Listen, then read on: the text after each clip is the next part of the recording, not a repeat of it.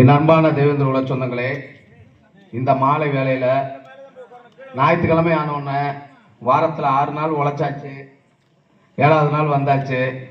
சம்பளத்தை வாங்கினோமா, வீட்டில் சந்தோஷமா இருந்தோமா, ஒரு சில பேர் ஒரு 60-70% பேர் சரக்கு வாங்கினோமா, அடிச்சோமா.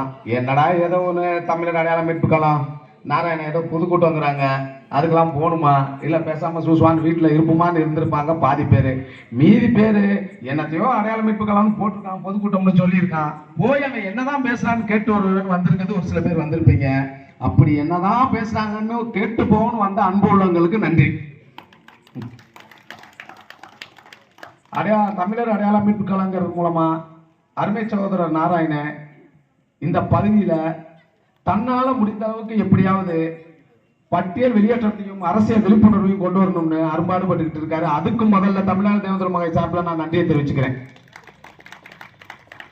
இந்த நிகழ்வுக்கு இந்த மூத்த குடி தமிழ் குடியாம், அந்த தமிழ் குடியில் மூத்த குடியாம் தேவேந்திர குலத்தின் இந்த பட்டியல் வெளியேற்றங்கிற விலங்கை உடைக்க எங்களுக்கு உறுதுணையா இங்க வந்த அனைத்து தலைவர்களுக்கும் நன்றி கூறுகிறேன். முதல்ல திரு அருமை சகோதரர் கனகராஜ், அருமை தம்பி இரணியன் அவர்களுக்கும், திரு ராஜ்மண்டன் அவர்களுக்கும், இன்று தமிழகத்தில் நல்லதொரு எதிர்கட்சியாக மிகப்பெரிய அளவில் எந்த ஒரு விஷயத்தையும் கையில் எடுத்து இந்த மக்களுக்காக உழைத்துக் கொண்டிருக்கும் பாரதிய ஜனதா கட்சியில் இந்த தேவேந்திர குலத்தின் அடையாளமாக தன்னை அடையாளப்படுத்தி ஒரு நல்ல முறை செயல்பட்டுக் கொண்டிருக்கும் அருமையண்ணன் புரட்சி கவிதாசன் அவர்களுக்கு இந்த இடத்தில் நன்றி கூறுகிறேன்.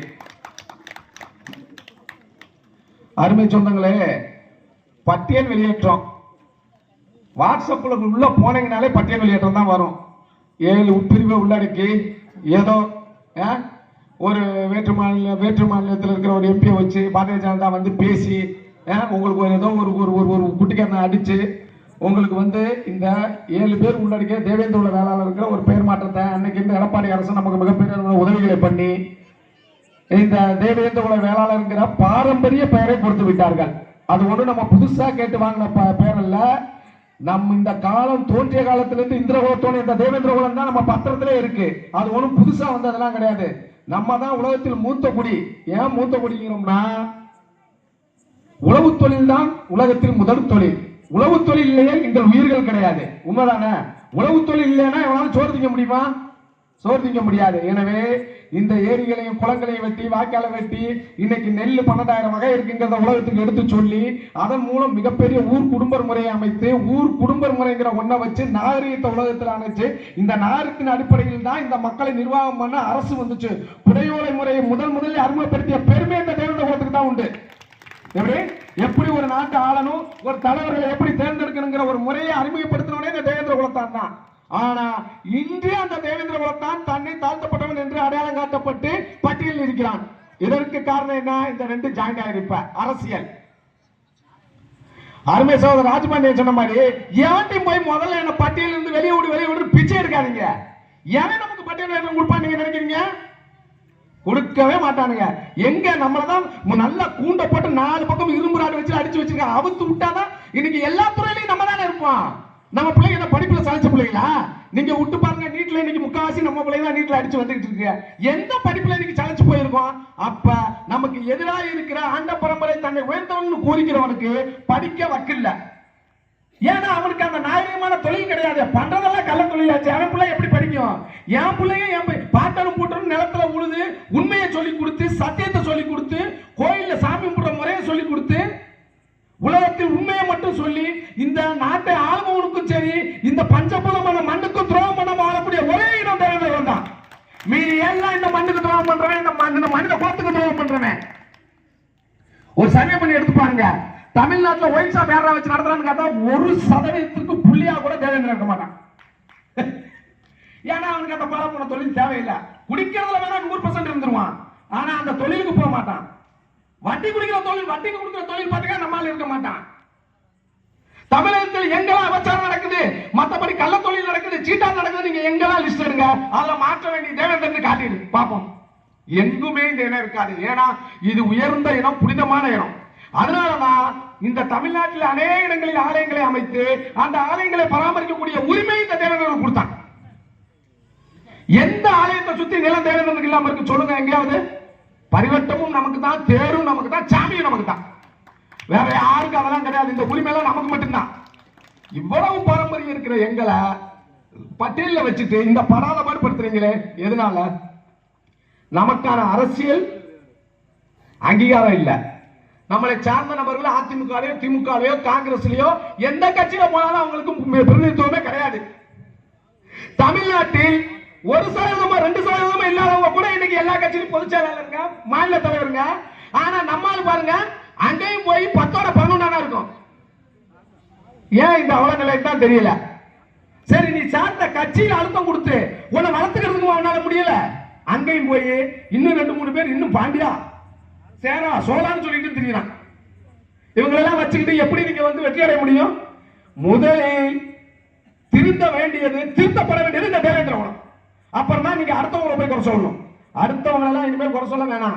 அவங்கள வாழ்வை பாதுகாக்கிறதுக்கு இவங்க பட்டியலை விட்டு வெளியே வந்தா நமக்கு பெரிய ஆபத்தாச்சே.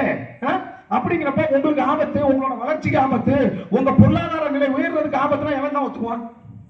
இன்னொன்னு, அரசியலை இந்த 2 சமூகத்தை மையப்படுத்தி தான் இருக்கு, தேவர் தேவேந்திரகுலம். இப்ப சைவ காலத்துல என்ன செய்யறாங்க? இந்த 2 சமூகத்தை மாதம் விட்டு வேடிக்கை பார்க்கறதுக்கு என்ன வழிங்கிறத அரசு செஞ்சுக்கிட்டு இருக்கு. அதை முதல்ல புரிஞ்சுக்கோங்க.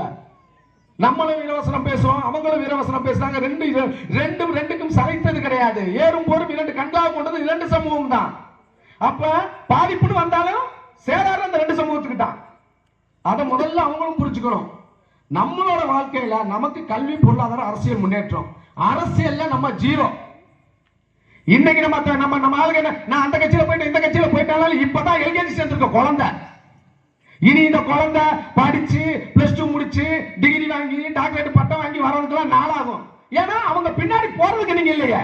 இப்ப எந்த கட்சியில நம்மால் இருந்தாலும் சரி, அவங்க பின்னாடி போறதுக்கு நீங்க இல்லையே. ஒரு கட்சியில உரிய முக்கியத்துவம் கொடுத்து நம்மளுக்கு ஒரு பெரிய பொறுப்பு கொடுத்தாலும் சரி, நீங்க அந்த சட்டமன்ற எலெக்ஷனும் உள்ளாட்சி மன்ற எலெக்ஷனும் வந்தோட 500க்கும் 1000க்கும் டெய்லி கொடுக்குற கோட்டத்தான கவுடு முறை வைங்க போய் உங்களை திட்டமிட்டு சரியா அந்த காசாலையும் அந்த மதுவாலையும் வந்து அடிமைப்படுத்தி வச்சிருக்காங்க. இந்த நிலைமையில இருந்து ஒவ்வொரு கிராமமும் உங்களோட பிரசிடென்ட் கவுன்சில் எலெக்ஷன்ல இருந்து நீங்க வெளியே வரணும். ஃபர்ஸ்ட் ஒரு ஊரை அந்த ஊர்ல இருந்து தயவு செஞ்சு தேர்ந்தெடுங்க. கட்சியை பிரசிடென்ட் எலெக்ஷன்ல தூக்கி ஓரமா வைங்க. ஊருக்காக காவல்றது, லைட்டை பாக்குறது, ஊரோட அடிப்படை தண்ணி வசதியை பாக்குறது, உங்க ஊர்ல ஒருத்தர் ஊர் குடும்பத்தை தேர்ந்த அந்த ஊர் குடும்பத்தையே ஏன் நீங்க பிரசிடென்ட் கவுன்சிலர் ஆகக்கூடாது? முதல்ல அந்த இடத்துக்கு வாங்க. இந்த பட்டியல் வெளியேற்றம் கிடைக்க வேண்டும் என்றால் முதல் இந்த சமூகம் ஒன்றுபட வேண்டும். அதே போல் இன்னைக்கு படைத்தளபதிகளாக பல அமைப்புகள் இருக்கு. படைத்தளபதிகள் எத்தையா இருந்தாலும் சரி, போர் என்று வரும்போது இந்த தேவேந்திரகுலத்தை காக்க அனைத்து படைத்தளபதிகளும் ஒன்று சேர்வார்கள். பட்டியல் வெளியேற்றங்கிறது மிக விரைவில் கண்டிப்பா நம்ம வந்து போராட்டம் பண்ணாமல், புரட்சி வெடிக்காமல் கிடைக்காது. நீங்க போராட தெருவுக்கு வராம ஒரு காலமும் பட்டியல் வெளியேற்றம் கிடைக்காது. சும்மா காலத்துக்கு இப்படியே உட்கார்ந்து நம்மளும் பேசிட்டே இருக்க வேண்டியதான், எல்லாரும் சேர வேண்டியதான். வாழ்வா சாவா, வா மோதி பார்த்துருவோம்.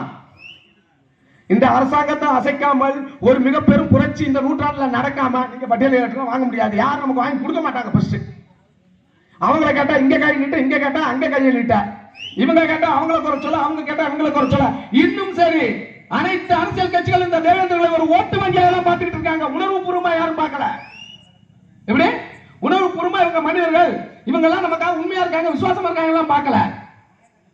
இன்னைக்கெல்லாம் பாத்தீங்கன்னா ஒரே ஒரு உதாரணம் உங்களுக்கு சொல்றேன் கேட்டுக்கோங்க.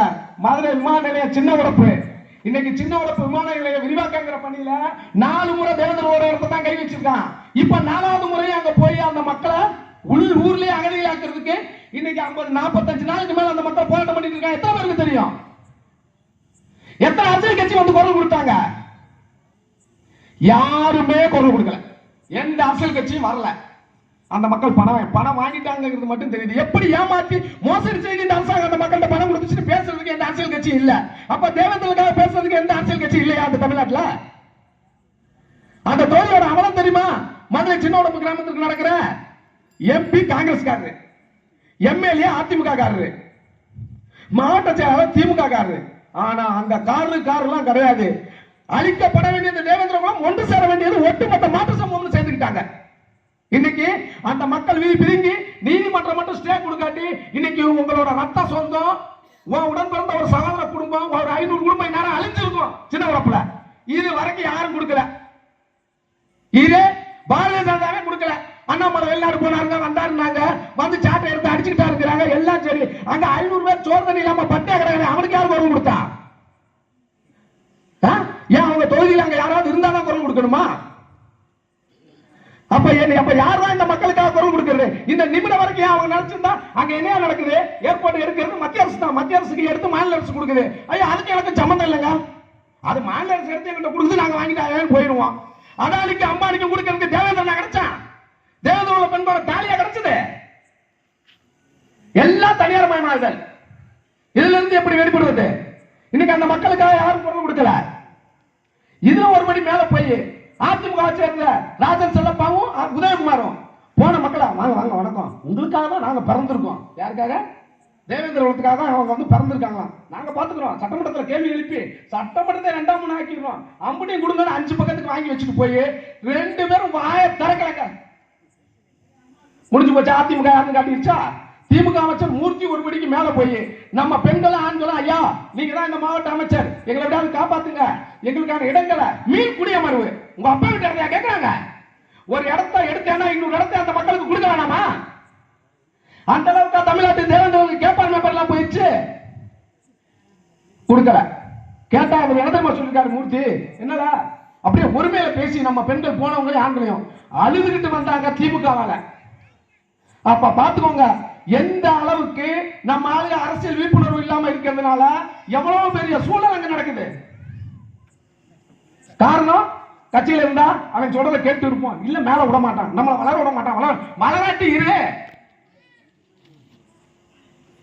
அரசியல்ல என்னைக்கு எதிர்த்து கேள்வி கேட்கிற உண்மையான ஆம்பளை தேவேந்திர அரசியல் கட்சிகளுக்குள்ள போய் கேள்வி கேட்கிறான்னா அன்னைக்கு தான் நம்ம வழங்க முடியும். போராடலாம் கை கட்டிட்டு இருந்தா யார்கிட்ட தான் கேட்கறது? பாருங்க, இந்த 3 கட்சி சேர்த்து சின்ன உடப்ப காலி பண்ணிருச்சு. சரியா? இப்ப நம்ம என்ன செய்யறது? அதுக்கு இந்த நிமிடம் வரைக்கும் சரி, என்னடா 3 கட்சி மட்டும் சொல்லிட்டா காங்கிரஸ், அவர் எம்பி, அவர் என்ன முடிஞ்சதெல்லாம் அதெல்லாம் கிடையாது. ஏன்னா அவர் ஏற்பட்ட அத்தாரிட்டியில இருக்காரு, அதுல இருக்காரு, இதுல இருக்காரு. சரி, இவங்களாவது பண்ணுவாங்களான்னு பார்த்தா பாரதிய ஜனதா இதுவரைக்கும் அதை பத்தி மூச்சே விடல. அங்க முடிஞ்சு போச்சு. இருக்கங்குடி கோயில்ல 1000 ஆண்டு காலம் 200 2000 ஆண்டு காலமான பாரம்பரிய மரபுள்ள கோயில், அங்க பரம்பரை அறங்காவலர்னு ஒருத்தரை வச்சுக்கிட்டு ஒரு கொலையை நம்ம சமூகத்துல பண்ணிட்டு அந்த பரிவட்டம் கிடையாது, எதுவும் கிடையாது, மக்களை அனுதினமும் வருத்துறாங்க. அதவங்க கேள்வி கேட்பாங்கன்னு பார்த்தா அதுக்கு சப்போர்ட் பாரு காவல்துறை. நீங்க லேசுப்பட்ட காவல்துறை நினைச்சுக்காதீங்க. காவல்துறைக்கு காக்கி சட்டங்கிறது அது இந்த தமிழக அரசு கொடுத்தது. ஒவ்வொரு காவல்துறைக்கும் தன்னை சார்ந்த ஜாதிக்கு வேலை செய்யறதுக்காக காவல்துறைக்கு வராங்க. எப்படி? நீங்க காக்கி சட்டையை மட்டும் பார்த்து நம்பிடாதீங்க. அந்த காக்கி சட்டைக்குள்ள ஒரு ஜாதிய வன்மை இருக்கு. நிறைய பேர் வேற சமூகத்தை சேர்ந்த சொல்ல விரும்பல. போலீஸ் வேலைக்கு வரதே இந்த தேவேந்திரன் நச்சு நச்சு மிதிக்கணும்டா, இவன் மேல 4 வழக்க போட்டு விடணும்னே வராங்க. பாத்துக்கோங்க. இந்த நிலைமையில தான் இந்த தமிழ்நாடு காவல்துறை இருக்கு. அது விருதுநகர் மாவட்ட காவல்துறை ரொம்ப பயங்கரம். நம்ம மேல வழக்கு சிக்கனா தேவேந்திரன் வழக்க போட்டு விட்டுரு. பாத்துக்கோங்க. அங்க இப்படி ஒரு நிலைமை. அங்க கீழே நத்தாத்துல ஒரு படுகொலை. சரி, அது ஜாதிய படுகொலைங்கிறீங்க. ஆனா அங்க நடந்த உண்மையா இருக்காது தெரியுதா? 1952 கீழே நத்தத்துல ஒரு கொலை நடந்திருக்கு, அதுக்கு யாரும் பதில் பண்ணல. 1972 ஒண்ணு நடந்திருக்கு, அந்த மக்கள் கொந்தளிக்கல. 1996 நடந்திருக்கு, அந்த மக்கள் கொந்தளிக்கல. இப்ப 2010 போய் பண்ண அதை திரும்ப பண்ணிட்டான். இப்ப மட்டும் வலிக்குதேங்கிற எப்படி? நீ வெட்டுவா, நாங்க தலையை கொடுத்து வெட்டு வாங்கிட்டே இருக்கணுமா?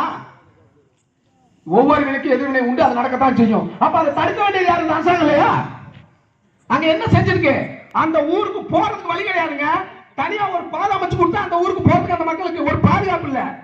பாதுகாப்பு இல்லாத மோசமான சூழ்நிலை கீழே இருக்கு. சுத்தமல்லியில் ஒரு இளைஞர் படுகொலை செய்யப்பட்டிருக்கா. நமக்கு என்ன?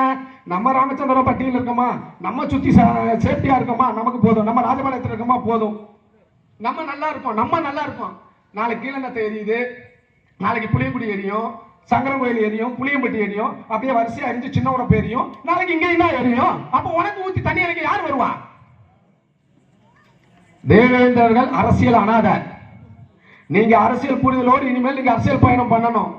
அந்த அரசியல் பயணங்கிறது வீரமிகு நம்மளை சார்ந்தவர்கள் நமக்காக எந்த இடத்துலயும் போய் நின்று அதிமுக, திமுக, காங்கிரஸ், பிஜேபி இருந்தாலும் சரி, எனக்கான உரிமையை நேருக்கு நேரம் போய் நின்று கரவேசிக்கு அப்பாற்பட்டு என் சமத்துக்கு முதல்ல பண்ற அமைப்பை ஆதரிப்பேன்னு சொல்ற ஆம்பளைலாம் பார்த்து ஆதரவு கொடுங்க.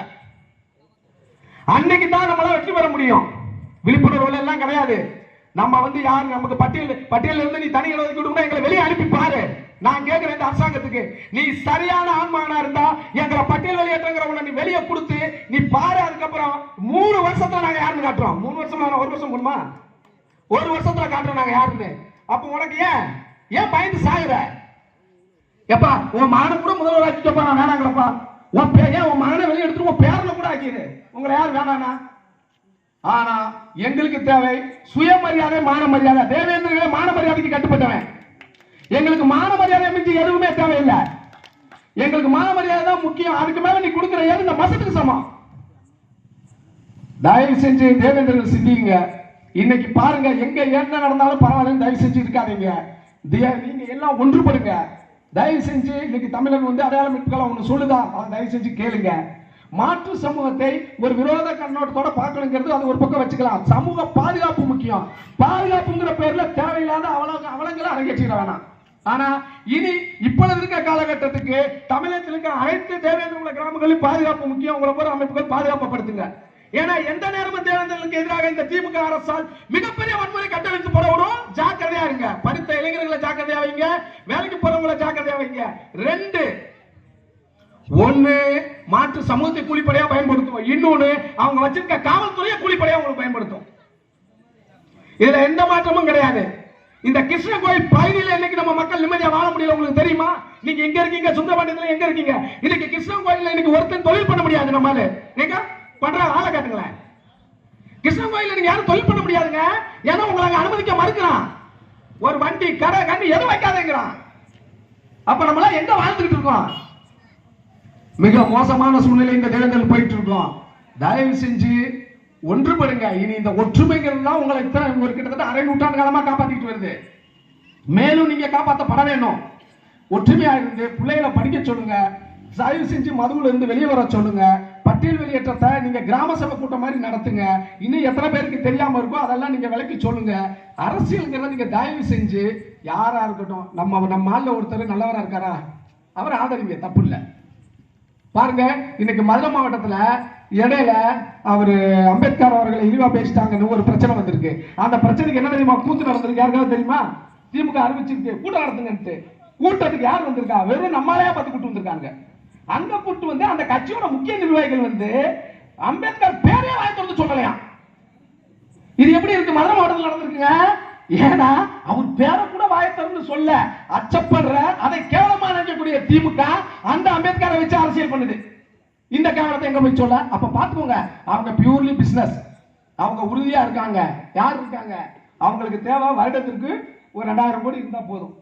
அவங்க பிசினஸ்ல சிறப்பா இருக்காங்க. 2000 கோடி பணம் இருந்தா ஒரு தொகுதிக்கு 5 கோடி வித்த செலவு எல்லாம் சேர்த்து ஒரு 10 கோடி இருந்தா போதும். 240 தொகுதி அடிச்சு போயிட்டே இருப்பாங்க. அப்ப அதுக்கான வருமானத்தை அவங்க மின்பன் பண்றாங்க. அவங்க மாவட்ட செயலாளர்கள் அமைச்சராக இருக்கவங்க மாசம் கப்பம் கட்டிடுறாங்க. நீங்க அப்ப அவங்களை உறுதியா சொல்ற தேவேந்திரர்கள் அந்த தேர்தல் நேரத்துல பணம் கொடுத்தா போதுங்கிற ஒரு மிகப்பெரிய நம்ம மேல ஒரு பார்வை வச்சிருக்காங்க. அந்த பார்வையை நீங்க மாத்தாம எதுவும் பண்ண முடியாது. அதே சமயமும் சரி, தயவு செஞ்சு இனிமேல் பட்டியல் வெளியேற்றங்கிறது தேவேந்திரர்கள் சாலையில் இறங்கி அரசாங்கத்தில் கேட்பதை விட்டு தட்டி கொடுத்தே தீர்வுங்கிறது போராடாம இனிமேல் பட்டியல் வெளியேற்றம் கிடைக்காது. சும்மா உங்களை நீங்களே ஏமாத்திக்கிட்டு பட்டியல் வெளியேற்றம் 7 பிரிவு, நான் ஆண்ட பரம்பரை, கோயில் எனக்கு தான் சொந்தம், கல்வெட்டு எனக்கு தான் சொந்தம், பரிவட்டம் எனக்கு தான் சொந்தம், இப்படியே பேசிக்கிட்டு இருந்தா எல்லா படத்தையும் இந்த தெலுங்கு படத்துல டைலாக் பேசுவாங்க பாரு, ஒரு 1 மணி நேரத்துக்கு.